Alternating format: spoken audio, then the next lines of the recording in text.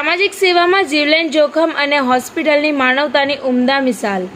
ધ્રાંગધ્રાના જાણીતા સામાજિક કાર્યકર જયેશભાઈ ઝાલાના દીકરા ઓમ ઝાલાને કોબરા સાપના રેસ્ક્યુ દરમિયાન કોબરાએ બાઇટ કરતા મોડી રાત્રે ધ્રાંગધ્રાની શ્રીજી મલ્ટી સ્પેશિયાલિસ્ટ હોસ્પિટલમાં એડમિટ કરવામાં આવ્યા હતા।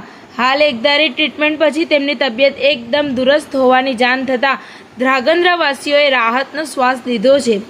સામાજિક જીવન એના અનોખા અંદાજમાં જુદા જુદા રૂપ બદલતું હોય છે। ખાસ કરીને નિસ્વાર્થ સેવાના ભેખધારીઓ માટે સમાજ જીવન તલવારની ધાર ઉપર ચાલવા સમાન હોય છે। ધ્રાંગધ્રાના જયેશભાઈ ઝાલા પંથક આખામાં 8,000થી વધુ ઝેરી બિનઝેરી સાપોનું રેસ્ક્યુ કરી તેમને સુરક્ષિત જંગલ વિસ્તારમાં છોડી ચૂક્યા છે। તેમનો દીકરો પણ આ નિસ્વાર્થ સેવામાં સાથ આપે છે।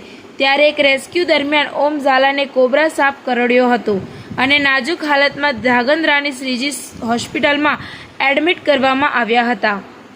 ઘટનાની જાણ થતાં ડૉક્ટર ચિરાગભાઈ શાહ અંગત કામથી બહાર ગામ હોવા છતાંય તત્કાલ પહોંચી જઈને ઓમ ઝાલાની ખડા પગે ટ્રીટમેન્ટ કરી હતી।